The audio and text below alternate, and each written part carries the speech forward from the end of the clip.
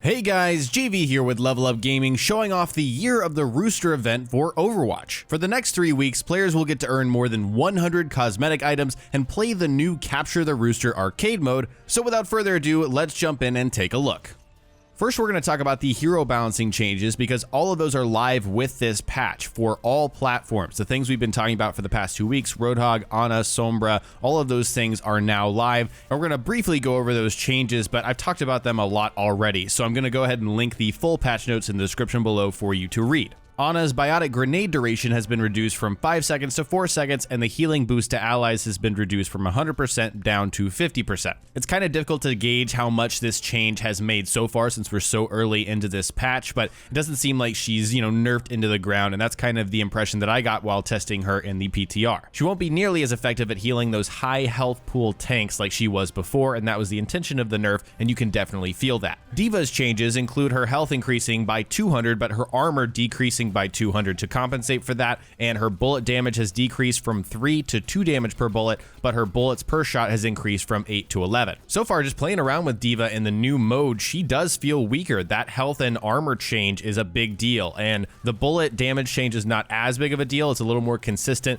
She's not going to be burning up targets like she was before, but Diva certainly feels like she's been knocked down a peg. There was a small Lucio change. A lot of people thought this was maybe accidental, but no, it's not. You can go in the options menu on any version of the game and turn on Lucio backwards wall riding. That's definitely great news for the DSP stankies of the world. Roadhog's hook changes are finally here. I don't know if we call this hook 2.0 or 2.1, but they finally iterated to the point where the hook is more consistent now and it's less ridiculous. You're not going to be hooked around corners. There's a lot of line of sight checks that make sure that the hook makes sense for Roadhog throwing the hook and the person who's getting hooked by his hook. A lot of people were crying about this, saying this is going to be the end of Roadhog being good in the current meta, but honestly, I haven't felt that. He still feels exactly where he needs to be. It's just more consistent, and I don't think anybody should be complaining about more consistency in this game. Finally, Sombra's big buff is here. Her hack cooldown is reduced from 12 seconds to 8 seconds, and her hack time, the time it takes to hack anything, is reduced from 1 second to 0.8 seconds. This has made a massive difference. I haven't had the chance to play her in anything other than the new game mode, but she is a force to be reckoned with in Capture the Rooster. We'll talk about that in a second.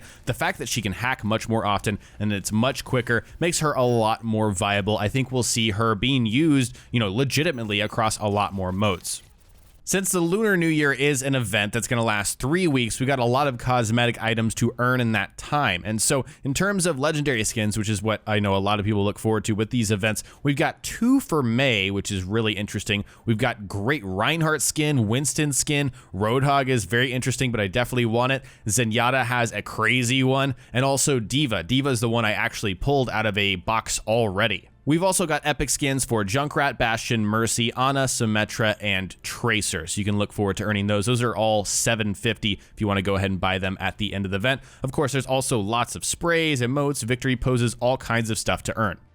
As per usual, we get a new game mode with each event, and this time it's Capture the Rooster, which is Overwatch's version of Capture the Flag. Each team has a flag in their base, and the objective is to go and capture the enemy flag and bring it back to your own base. And the mode only lasts 6 to 7 minutes, or until one of the teams captures 3 of the flags. That ends the game immediately, and of course, whoever does that gets the victory. Capture the Rooster is only available on a modified version of Zhong Tower, so each of the 3 stages of Zhong have been refitted, and they're actually pretty different. There's a back part that each team spawns in on either side, and actually the health pack locations are different as well. Of course, you got the flags. That's a completely new, element to this game, but it does feel different. It feels like you're playing just a slightly altered version of Zhong. My initial impressions, I played about 15 matches of Capture the Rooster, and it's a lot of fun. It's very fun if you got a coordinated team, preferably more than half of your team is in a party squatted up and you have a legitimate strategy. I will say there's a lot of draws in this game mode, and I was a little bit harsh on it. I wasn't having a ton of fun because it was like every single other game was a draw. I'm sure the Overwatch team anticipated people,